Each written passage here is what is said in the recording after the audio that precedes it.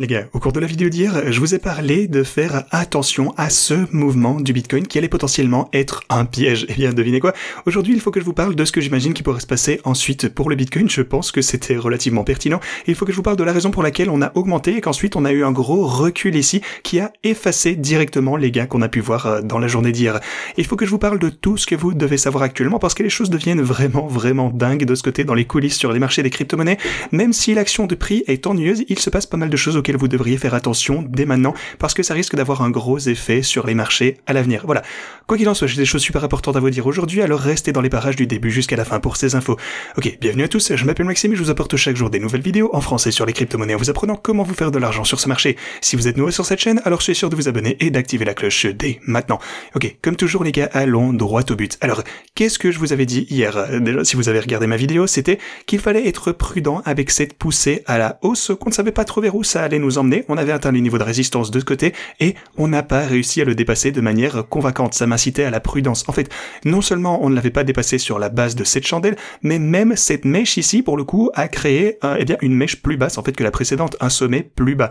Alors si vous regardez simplement ceci, ce n'était pas une formation extrêmement encourageante. Alors oui, forcément, c'était cool de voir un mouvement à partir de la boîte orange ici jusqu'aux 61 000 $, mais on n'a pas réussi à faire ça de manière très convaincante en fait. On l'a pas dépassé, on n'a pas essayé d'établir ceci comme un support. Encore une fois, on n'avait pas beaucoup plus d'élan que ça.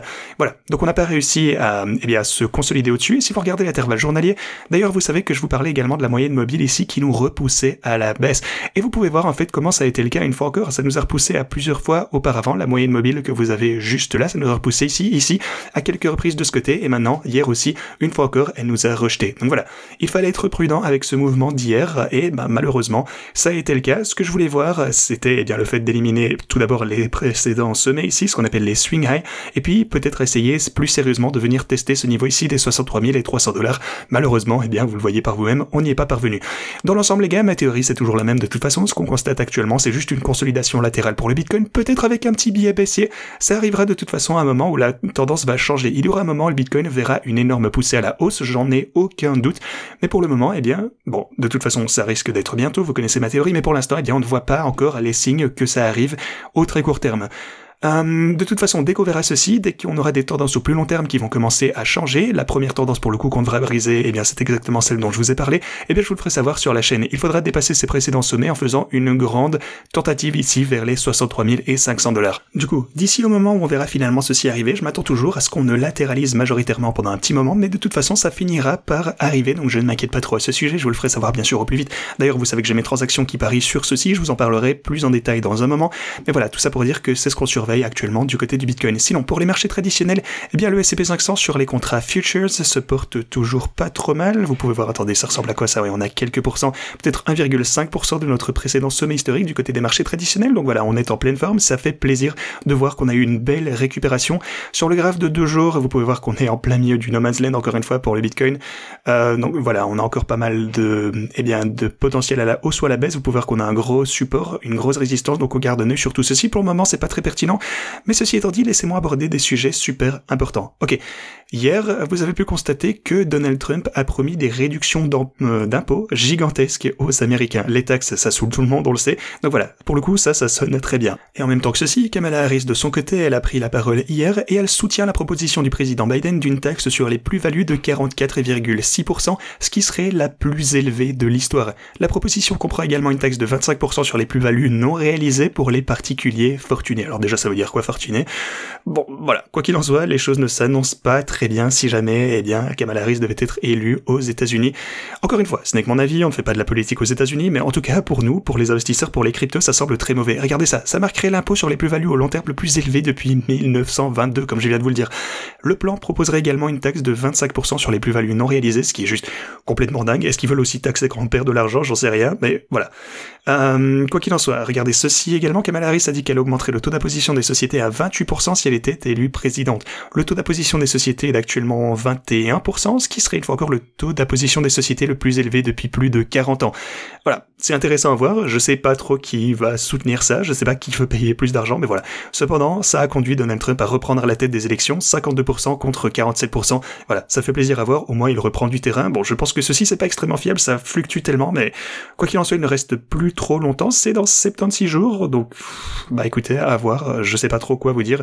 Ensuite, les élections seront derrière nous, finalement on aura ce côté de FUD un petit peu, éliminé, c'est important qu'on ait de la volatilité ici qui arrive pour le Bitcoin et pour les marchés en général, quoi qu'il en soit. Ok, ceci dit, rappelez-vous également que avant qu'on ne rentre dans la banana zone, en fait, la zone où tout explose pour le Bitcoin lorsqu'il passe en mode parabolique, bon peut-être pas autant que ceci, mais vous comprenez l'idée, on a toujours eu une zone ennuyeuse avant ceci, on a toujours une zone où tout le monde s'embête, et puis on entre finalement dans une poussée plus importante. Ici vous avez une zone d'ennui, énorme poussée, puis zone ennuyeuse, la zone ennuyeuse pour le coup c'est là où on se trouve actuellement également, donc voilà, on va avoir cette deuxième phase du marché haussier. À mon avis, il n'y a aucune raison que ça change par rapport à précédemment, à part qu'on va moins pumper évidemment, mais c'est juste important d'avoir la patience actuellement de construire votre position.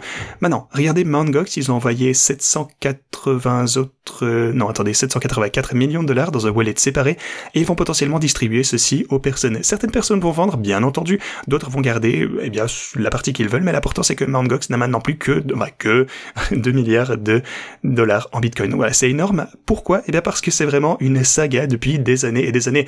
Genre, 2015, dites-vous que ça fait presque 10 ans que à chaque fois qu'on entend parler de Mt. Gox, le marché dump pour finalement aucune raison à part maintenant. C'est vraiment un phénomène qui a toujours représenté énormément de FUD. Le truc c'est que tout le monde se disait, oh mon dieu, Mt. Gox va dumper son Bitcoin, le Bitcoin va crasher, peu importe. Donc voilà, bientôt ils sont à court de Bitcoin, donc cette affaire est bientôt terminée, ce qui est absolument fantastique. Ok, parlons maintenant d'autres choses également, parce que ça pour le coup c'est une nouvelle assez bullish. La capitalisation boursière des stablecoins a atteint un record de 165 milliards de dollars, ce qui est le plus élevé jamais enregistré.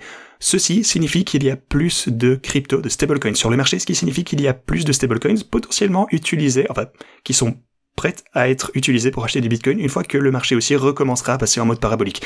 Pour moi, tout va bien de ce côté. Encore une fois, toutes les mesures importantes, toutes les métriques qu'on analyse sont en faveur du Bitcoin.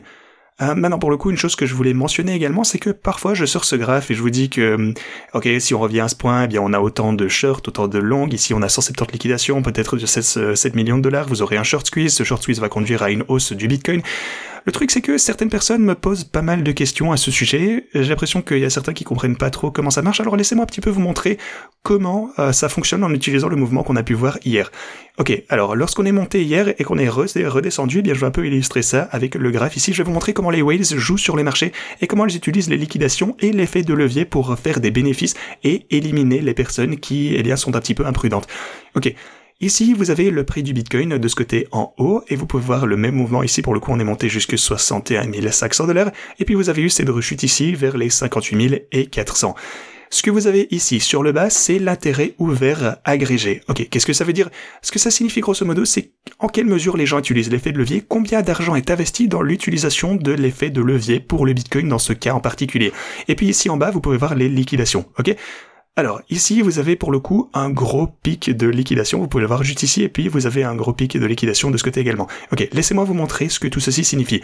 Ça correspond au fait que le Bitcoin a commencé à monter juste ici, ok, ça vous avez compris, le Bitcoin recommence à pumper, alors que de plus en plus de personnes entrent dans des positions longues ici. Forcément, ils utilisent un effet de levier, donc ils achètent, ça fait grimper le prix du Bitcoin. Ici, c'est très très clair, l'intérêt ouvert augmente extrêmement rapidement ici, en même temps que le prix du Bitcoin, lui, s'envole. Voilà, beaucoup de personnes se lancent dans des positions longues ici, et en même temps, vous pouvez voir également une grosse augmentation des liquidations de short, ce qui signifie qu'au même moment, les gens se lancent dans des positions longues, le prix du Bitcoin augmente, et les shorts, eux, forcément, ne peuvent pas assumer cette augmentation de prix, ils se font liquider au même moment, ce qui pousse le prix encore plus à la hausse, ok? Et puis, vous pouvez voir juste ici que quand on a beaucoup de positions longues, pour le coup, les whales commencent à dumper le prix, j'ai envie de dire exprès, vous pouvez voir que l'intérêt ouvert reste le même de ce côté, ici, ils commencent à clôturer leur position longue, ils ferment leurs investissements, vous avez de grosses chandelles rouges qui redescendent, l'intérêt ouvert donc diminue à mesure que les gens sortent, en fait plutôt se font sortir de la position à effet de levier, et en même temps on a énormément de liquidation de positions longues de ce côté,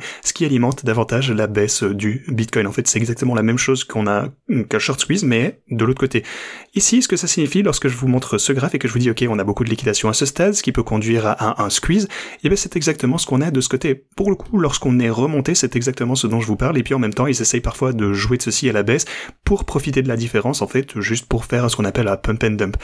Voilà, je voulais juste vous expliquer ceci un petit peu plus, j'espère que ça vous a été utile, que vous compreniez mieux comment ça se passe, et c'est pourquoi j'aime utiliser mes stratégies de trading, en fait, parce que tant que vous vous assurez de ne pas vous faire liquider, eh bien ça profite totalement de cette volatilité. Ça achète à la baisse, et puis ça prend des bénéfices à la hausse, puis ça rachète à nouveau à la baisse. Donc en fait, tout ceci où vous pourriez vous faire liquider, eh bien à la place, vous en profitez, ce qui est absolument fantastique. On est à 42%, alors pour le coup, ici, eh bien, encore une fois, transparence, c'est à 80% négatif, ce qui est vraiment pas bon, mais rappelez-vous, ok, on est à moins 80%, mais je prends la décision de garder ceci ouvert parce que je suis toujours confiant.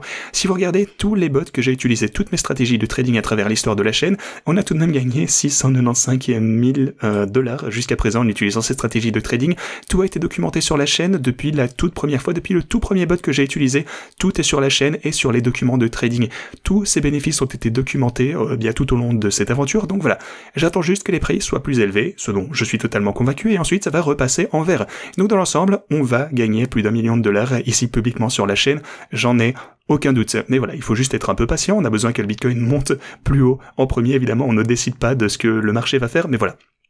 De toute façon, je vous tiendrai au courant, comme toujours. Et bien entendu, si vous souhaitez utiliser ces stratégies de trading par vous-même, eh bien vous pouvez vous rendre en description de cette vidéo. Vous avez OKX et vous pouvez obtenir jusqu'à 60 000 $ en bonus de dépôt.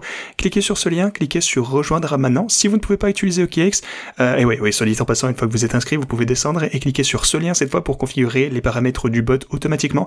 Si vous ne pouvez pas utiliser OKX, alors vous avez BitGet de ce côté. Vous pouvez également obtenir jusqu'à 40 000 $ en utilisant BitGet de ce côté. Pour le coup, ils autorisent plus de pays que OKX. Et si vous souhaitez utiliser BitGet, eh bien inscrivez-vous tout d'abord. Une fois que vous êtes inscrit, que vous avez réclamé votre bonus, vous pouvez cliquer sur ce lien pour utiliser également la même stratégie. Aussi, si vous souhaitez en savoir plus sur le fonctionnement exact de tout ceci, eh bien rendez-vous en description de cette vidéo. En haut, c'est super important, vous avez le tuto. Ok, c'est tout ce que je fais pour vous aujourd'hui. Merci beaucoup d'avoir regardé cette vidéo et moi je vous dis à la prochaine.